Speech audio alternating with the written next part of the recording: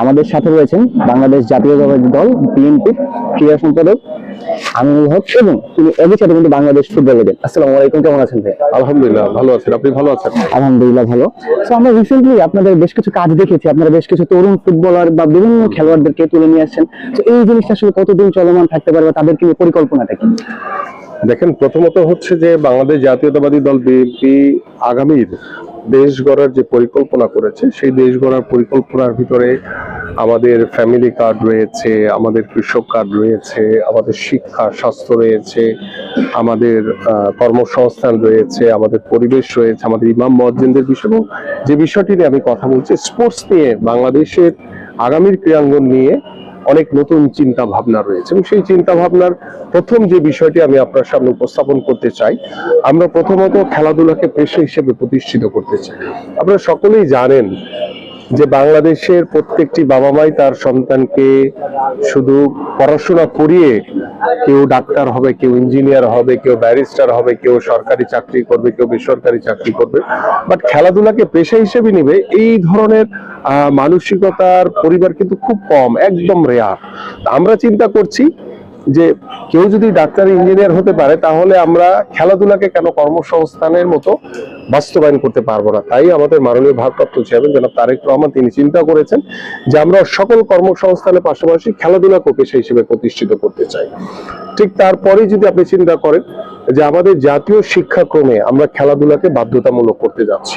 আগামীতে যে ফেব্রুয়ারিতে যে নির্বাচন হবে, সেই নির্বাচনে বাংলাদেশ জাতীয়তাবাদী দল বিএনপি আমরা যদি নির্বাচিত হতে পারি, সরকার গঠন করতে পারি ইনশাআল্লাহ, আমাদের যেটি প্রথম টার্গেট থাকবে সেটা হচ্ছে যে জাতীয় শিক্ষাক্রমে, জাতীয় পাঠ্যপুস্তকে, সিলেবাসে আমরা ৪র্থ শ্রেণী থেকে খেলাধুলাকে বাধ্যতামূলক করার মাধ্যমে আপনার যে বিষয়টি আমি উপস্থাপন করতে চাই, সেটির অন্যতম বিষয় হচ্ছে যে আমরা সুস্থভাবে আমাদের ভবিষ্যৎ প্রজন্মকে আমরা গড়ে তুলতে পারবো। পাশাপাশি এখান থেকে আমাদের পাইপলাইনে আমাদের যে 5টি ইভেন্টকে আমরা বাধ্যতামূলক করার চিন্তা করেছি, সেটিতে ফুটবল, ক্রিকেট সহ আরো 3টি ইভেন্ট থাকবে। এবং সেই ইভেন্টগুলোকে আমরা সর্বোচ্চ প্রাধান্য দিয়ে আমরা সেখানে আমাদের ভবিষ্যৎ প্রজন্মের জন্য সুস্থভাবে বেড়ে ওঠা, তারপরে হচ্ছে আমাদের যে মাদক মুক্ত সমাজ গড়ার জন্য আমাদের সন্তানরা শুধু ডিভাইসে আসক্তি না হয়, তারা যদি প্রতিদিন খেলার মাঠের দিকে যদি তাদের আকৃষ্টতা ফিরে আসে, তাহলে কিন্তু দেখবেন যে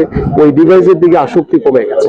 সো আমরা এই সুদূর চিন্তা ভাবনা নিয়ে আমাদের ভারপ্রাপ্ত চেয়ারম্যান মহোদয় কাজ করছেন। এবং আপনি যে প্রশ্নটি দিয়ে শুরু করেছেন যে বাংলাদেশের প্রত্যন্ত অঞ্চলে অনেক প্রতিভাবান খুদে খেলোয়াড়দেরকে আমরা অন্বেষণ করেছি, এটি আমাদের ভারপ্রাপ্ত চেয়ারম্যান জনাব তারেক রহমানের একটি কনসেপ্ট।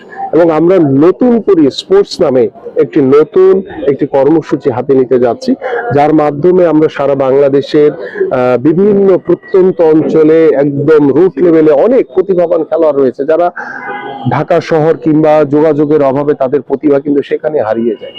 আমরা আগামীতে যদি আমরা সরকার গঠন করতে পারি ইনশাআল্লাহ, আমরা আগামীর বাংলাদেশে ক্রীড়াঙ্গনকে নিয়ে আমরা যে বিষয়টি নিয়ে চিন্তা করছি যে আমরা তৃণমূল পর্যায় থেকে খুদে প্রতিভাবান খেলোয়াড়দেরকে অন্বেষণের মাধ্যমে তাদেরকে সরকারিভাবে এবং তাদেরকে রাষ্ট্রীয়ভাবে তাদের পড়াশোনা এবং খেলাধুলার সকল দায় দায়িত্ব সরকার বহন করবে। এইভাবে আমরা প্রতিভা অন্বেষণ করে বিভিন্ন ইভেন্টে যারা পারদর্শী, আমরা এই কর্মসূচিটি, আমরা এই খেলাধুলা প্রোগ্রামটি আমরা একদম উপজেলা লেভেল থেকে শুরু করবো। উপজেলা থেকে আসবে এটা জেলা লেভেলে, জেলা থেকে আসবে বিভাগীয় লেভেলে, এবং বিভাগীয় থেকে আমরা জাতীয় পর্যায়ে এসে আমরা এই টুর্নামেন্টটি বা এই কর্মসূচিটি শেষ করব। এইভাবে প্রতি বছর আমরা বাৎসরিক একটি ক্যালেন্ডারের মাধ্যমে আমরা সারা বাংলাদেশে ক্রীড়াঙ্গনের মাধ্যমে আমরা আগামী রাজনীতিতে একটি গুণগত পরিবর্তন আনতে চাই, একটি সামাজিক পরিবর্তন আনতে চাই, একটি পারিবারিক একটি পরিবর্তন আনতে চাই, রাষ্ট্রীয়ভাবে যাতে আমরা সেটাকে বাস্তবায়নের মাধ্যমে আমরা আগামীতে একটি শান্তিপূর্ণ একটি মানবিক বাংলাদেশ করতে পারি। আপনি একটা ইন্টারেস্টিং পয়েন্ট বলেছেন যে খেলাধুলাকে যেন পেশা হিসেবে নিতে পারে এমন একটা জিনিস আপনারা দেখতে চান। আপনি সাবেক ফুটবলার, সেই হিসেবে আমরা সাম্প্রতিক সময় দেখেছি যে আমাদের কিউবা মিচেল, এর আগে দেখা গিয়েছে তারিক কাজী, কিন্তু হচ্ছে বেতন না পাওয়ার কারণে তারা কিন্তু চুক্তি বাতিল করে চলে গিয়েছে। তো এই জিনিসটা আপনার কাছে কি মনে হয় যে বাংলাদেশের লিগের উপর কেমন? দেখেন, আমাদের প্রথমত হচ্ছে যে বাংলাদেশে এখনো পেশাদারিত্ব আসে নাই। শুধু আমি ফুটবল না, সেটা আমাদের ক্রিকেট বলেন, অন্যান্য যে স্পোর্টস বলেন, শুধু ক্রিকেট আর ফুটবল দিয়ে তো আর বাংলাদেশের স্পোর্টস না। তাও আমি বলবো যে বাংলাদেশের হয়তো বা ক্রিকেট কিংবা ফুটবলাররা যারা রয়েছেন তারা হয়তো বা ফাইন্যান্সিয়ালি কিছুটা সলভেন্ট, কিন্তু অন্যান্য যে ফেডারেশন গুলো রয়েছে, অন্যান্য যে স্পোর্টস গুলো রয়েছে, সেখানে কিন্তু অনেক প্রতিভাবান খেলোয়াড় রয়েছে। আমরা যেটি চাই যে আমরা আগে খেলাধুলাকে একটা পেশাদারিত্বের ভিতরে আনতে চাই, এটি কমিটমেন্টের ভিতরে আনতে চাই, এবং এটা সরকারি ভাবে হোক বেসরকারি ভাবে হোক, আমরা কর্পোরেট হাউসের বিভিন্ন হাউসগুলোর সহযোগিতা নিয়ে আমরা প্রত্যেকটি ক্লাবকে পেশাদারিত্বের ভিতরে আনতে চাই, যাতে কোনো খেলোয়াড় যাতে অর্থের অভাবে বেতন না পাওয়ার কারণে যাতে তাদের চলে যেতে না হয়। আমরা মাসিক বেতন এনশিওর করতে চাই। আমরা অন্যান্য, বিশেষ করে আমাদের যারা বাংলাদেশের যারা প্রতিভাবান খেলোয়াড় রয়েছেন, যারা বাংলাদেশকে প্রতিনিধিত্ব করছেন, বিশেষ করে ফুটবল বা ক্রিকেটের বাইরে গিয়ে যদি অন্যান্য স্পোর্টস যেগুলো রয়েছে, ইন্ডিভিজুয়াল বা দলীয় স্পোর্টস রয়েছে, তারা কিন্তু খুব জরাজীর্ণ অবস্থায় থাকে, এবং তারা যখন গিয়ে মাঠে পারফর্ম করে তারা চিন্তা করে যে আগামীকালকে আমার পরিবার কি খাবে। এই চিন্তাটা যখন তার ভিতরে আসে, সে ভালো পারফর্ম করতে পারবে না কখন। বাট আমরা সেই চিন্তাটা যাতে সে না করে, এই জন্য তাকে মাসিক একটি বেতন বা ভাতার ভিতরে রেখে আমরা একটা সারা বছর একটি খেলোয়াড় যাতে নিশ্চিতে থাকে যে না, সরকার এবং দেশ আমার পাশে রয়েছে, আমি আমার সর্বোচ্চটুকু উজাড় করে দিই, আমি আমার বাংলাদেশের জন্য খেলবো।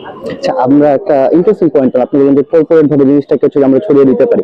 তার জন্য একটা ইন্টারেস্টিং বা গুরুত্বপূর্ণ পয়েন্ট এটা হচ্ছে যে সবার কাছে জিনিসটা ছড়িয়ে দিতে হবে। আমরা এই যে আমাদের যে ফুটবল লিগ হচ্ছে, সেটা কিন্তু আমরা দেখতে পাচ্ছি যে ব্রডকাস্টিং এর প্রবলেম হচ্ছে, এবং কিছু কিছু ম্যাচ আমরা ব্রডকাস্টিং পাচ্ছিও না। তো এটা কি মনে হচ্ছে না যে একটা বাধা সৃষ্টি করছে? দেখেন, আমি যখন খেলেছি অ্যাজ এ ফুটবলার, তখন কিন্তু এই সমস্যাগুলো ছিল। সো আমার কাছে মনে হয় যে আমরা যখন রুট লেভেল থেকে শুরু করে একদম টপ লেভেলে একটা পেশাদারিত্বের ভিতরে নিয়ে আসতে পারবো, এবং এখানে কিন্তু একটা সমন্বয়ের বিষয় রয়েছে। ব্রডকাস্টিং বলেন বা খেলাধুলা দেখানোর বিষয়ে বলেন বা লিগগুলোকে হাইলাইটস করা বলেন বা আমাদের আন্তর্জাতিক ম্যাচগুলোকে নিয়ে আমাদের আরো কিভাবে ভালো কিছু করা যায়, এটা কিন্তু একটা টোটাল একটা পরিকল্পনা। তো এটা আমি রাতারাতি চেঞ্জ করতে পারবো না, বাট আমাদের যে চিন্তাধারার ভিতরে রয়েছে যে আমরা একদম রুট লেভেল থেকে শুরু করে, বিশেষ করে আমাদের যে আগের যে ফুটবল টুর্নামেন্ট গুলো হতো, যে school football tournament, inter school football tournament, inter school cricket tournament, এই খেলাগুলো কিন্তু টোটালি বন্ধ হয়ে গেছে। এবং আমি যে বিষয়টি এনশিওর করতে চাই, আমাদের বাংলাদেশ জাতীয়তাবাদী দল বিএনপি যে বিষয়টি এনশিওর করতে চায়, এবং আমাদের মাননীয় ভারপ্রাপ্ত চেয়ারম্যান জনাব তারেক রহমানের যে দেশ গড়ার যে পরিকল্পনা রয়েছে, যেটি অন্যতম বিষয়, যেটি আমি বলেছি প্রথমে, যে আমরা খেলাধুলাকে পেশা হিসেবে প্রতিষ্ঠিত করতে চাই। এবং একটি খেলোয়াড় শুধু খেলা ছেড়ে দেওয়ার পরে দেখা যায় যে সে হতাশাগ্রস্ত হয়ে যায়, কারণ একটি খেলোয়াড় যখন খেলে তখন তার কদর থাকে অনেক বেশি। যখন খেলা ছেড়ে দেয় তখন সে হতাশাগ্রস্ত হয়, কেউ হয়তো বা বাড়িতে চলে যায়, কেউ হয়তো বা দোকানদারি করে, কেউ হয়তো বা বিদেশে চলে যায়, কেউ হয়তো শপিং মলে কাজ করে, কেউ হয়তো বা গাড়ি চালায়। এই যে একজন বাংলাদেশকে প্রতিনিধিত্ব করা একজন খেলোয়াড় যখন বিদেশে গিয়ে সে খুব জরাজীর্ণ জীবনযাপন করে, এটি আমাদের জন্য এবং বাংলাদেশের জন্য খুব দুর্ভাগ্যজনক। সেই কারণে আমরা যে বিষয়টি আগামী দেশ গড়ার যে পরিকল্পনা নিয়ে কাজ করছি, যে আমরা আগামী বাংলাদেশে খেলোয়াড়দেরকে আমরা কর্মসংস্থানের ব্যবস্থা করে দিব। বিশেষ করে আমরা যে জাতীয় শিক্ষাক্রমে যে খেলাধুলাকে বাধ্যতামূলক করছি, সেই শিক্ষাক্রমের প্রত্যেকটি ইভেন্টের জন্য, যেমন ফুটবলের জন্য একজন ফুটবল প্রিয় শিক্ষক দরকার, ক্রিকেটের জন্য একজন ক্রিকেটের প্রিয় শিক্ষক দরকার, এইভাবে প্রত্যেকটি ইভেন্টের জন্য আমরা একজন করে প্রিয় শিক্ষক নিয়োগ দিব। তার মানে হবে কি, যে সে তাহলে খেলা ছেড়ে দেওয়ার পরে যদি তার সরকারি চাকরির বয়স থাকে, তাহলে তাকে আমরা সরকারি চাকরি হিসেবে তাকে নিয়োগ দেওয়া হবে। যদি সে সরকারি চাকরির বয়স না থাকে, তাকে চুক্তিভিত্তিক নিয়োগের মাধ্যমে আমরা খেলা ছেড়ে দেওয়ার পরে সেই খেলোয়াড়টিকে তার কর্মসংস্থান এনশিওর করতে চাই, এবং কর্মসংস্থানের মাধ্যমে তার পরিবারের যে আস্থা বিশ্বাস, না দেশ এবং রাষ্ট্র সরকার এই খেলোয়াড়ের পাশে রয়েছে, এই জায়গাগুলো নিয়ে আমরা চিন্তা করছি এবং পরিকল্পনা করছি যে আল্লাহ যদি আমাদেরকে কবুল করে, ইনশাআল্লাহ আমরা পর্যায়ক্রমে সেটা বাস্তবায়ন করবো ইনশাআল্লাহ। সাম্প্রতিক সময় আমরা একটা জিনিস দেখেছি যে ভারত আমাদের এখানে ফুটবল খেলতে এসেছে, আমরা ম্যাচটা জিতেছি। আর্চারি টুর্নামেন্টে তারা এসেছিল, তারা কাবাডিতে এসেছে, নারী কাবাডিতে। সো তাদেরকে আমরা নিরাপত্তা দিতে পেরেছি, কিন্তু তারা একটা খেলোয়াড়কে নিয়ে তারা নিরাপত্তা দিতে পারছে না, কিংবা এখন আমাদের পুরো বাংলাদেশ টিম সেখানে যেমন একটা নিরাপত্তা সংখ্যায় ভুগছে। এই জিনিসটাকে আসলে কিভাবে দেখছেন? তারা এত বড় রাষ্ট্র হয়ে নিরাপত্তা দিতে পারতেছে না, আমরা কিন্তু তাদেরকে ঠিকই নিরাপত্তা দিতে পেরেছি। আসলে এখানে শুধু নিরাপত্তার কথাটি বললে ভুল হবে, কারণ আমরা যখন বিদেশি কোনো দল বা দেশ আসে আমাদের কাছে, তখন আমরা সর্বোচ্চ ভাবে, আমরা বাংলাদেশ অত্যন্ত আতিথেয় পরায়ণ একটি দেশ, এবং আমরা তাদেরকে সর্বোচ্চ গুরুত্ব দিয়ে, তাদেরকে সর্বোচ্চ সম্মান দিয়ে ধরে রাখার চেষ্টা করি, যাতে আমাদের দ্বারা যাতে কোনো ভুল না হয়। কিন্তু আমাদের মোস্তাফিজকে নিয়ে, আইপিএল এ কলকাতা থেকে যে রিলিজ করে দেওয়া, সেটি শুধু, আমি মনে করি না যে শুধু নিরাপত্তার ইস্যু।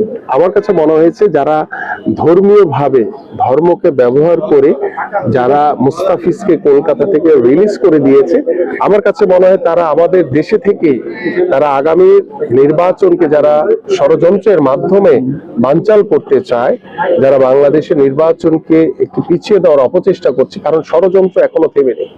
বাট যদিও আমরা বাংলাদেশ জাতীয়তাবাদী দল বিএনপি আমরা এই দেশের জনগণের প্রতি সর্বোচ্চ আস্থাশীল বিশ্বাস রেখে আমরা আমাদের কর্ম পরিকল্পনা নিয়ে আমরা কাজ করছি। আমরা আশা করি যে মোস্তাফিজের যে ইস্যুটি সেটি শুধু নিরাপত্তার ইস্যু না, সেখানে দেশি বিদেশি অনেক ষড়যন্ত্র কাজ করছে। এবং আমি খুব স্পষ্টভাবে বলতে চাই যে মোস্তাফিজ বাংলাদেশের অহংকার এবং মোস্তাফিজ বাংলাদেশের জন্য যে আন্তর্জাতিকভাবে যে সুনাম বা খ্যাতি অর্জন করেছে, বাংলাদেশ তাকে সর্বোচ্চভাবে, বাংলাদেশ সরকার এবং বাংলাদেশের সকল ক্রীড়ামোদী দর্শক ক্রীড়াঙ্গনে যারা রয়েছেন সকলেই তাকে সাপোর্ট করবে। সে আইপিএল থেকে হয়তো বা আর্থিকভাবে কিছুটা ক্ষতিগ্রস্ত হবে, তাতে কিছু আসে যায় না, বাট মুস্তাফিজের পাশে দেশ রয়েছে। সবশেষ প্রশ্ন, আমরা দেখি যে ফুটবল ক্রিকেট বাদেও বেশ কিছু স্পোর্টস বাংলাদেশে বেশ ভালো সাফল্য আনছে। আপনারা যদি ক্ষমতায় আসেন তো সেই সমস্ত স্পোর্টসকে আপনারা কিভাবে এগিয়ে নিয়ে যাওয়ার প্ল্যান করছেন? আমি ইতিমধ্যে আমি আগেই বলেছি যে আমরা বাংলাদেশের প্রত্যেকটি স্পোর্টসে পেশাদারিত্ব আনতে চাই। আমরা খেলাধুলাকে পেশা হিসেবে প্রতিষ্ঠিত করতে চাই। ফেডারেশন গুলো বলে যে তার অর্থের অভাবেই করতে আমি পারছে সেই না। জায়গায় আসছি, কারণ আমাদের বাংলাদেশে প্রায় 55টির মতো ফেডারেশন রয়েছে, এর ভিতরে অর্ধেকে হচ্ছে অকার্যকর ভাবে পড়ে আছে। বাট আমরা প্রত্যেকটি খেলাকে সর্বোচ্চ গুরুত্ব দিয়ে আমরা কর্পোরেট হাউস কিংবা আমরা সরকারি ভাবে তাদেরকে পেট্রোনাইজ করে কিভাবে তাদেরকে সচল করা যায়, এবং প্রত্যেকটি খেলোয়াড়ের ভরসা যে আস্থা যে তার পরিবার, সেই পরিবারের আস্থা অর্জন করাই হচ্ছে আমাদের মূল লক্ষ্য। এবং সেই পরিবারটিকে যদি আমরা আশ্বস্ত করতে পারি যে আপনার সন্তান যদি খেলাধুলা করে তার মানে আপনার পরিবার সিকিউর থাকবে, আপনার পরিবার ভরসা পাবে।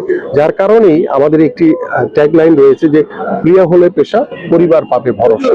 এই যে আস্থা, যে বিশ্বাসটি নিয়ে আমাদের ভারপ্রাপ্ত চেয়ারম্যান জনাব তারেক রহমান প্রায় দীর্ঘ 2 বছর ধরে আমরা এই বিষয়গুলো নিয়ে কাজ করছি, এবং আশা করছি যে ইনশাআল্লাহ আগামী ফেব্রুয়ারিতে যে নির্বাচন হবে সেই নির্বাচনে বাংলাদেশ জাতীয়তাবাদী দল বিএনপি নির্বাচিত হলে আমরা যদি সরকার গঠন করতে পারি, আগামীর ক্রীড়াঙ্গনের মাধ্যমে বাংলাদেশের সামাজিক, পারিবারিক এবং রাষ্ট্রীয়ভাবে আমরা গুণগত পরিবর্তনের মাধ্যমে আগামী রাজনীতিতে আমরা একটি গুণগত পরিবর্তন আনতে পারবো।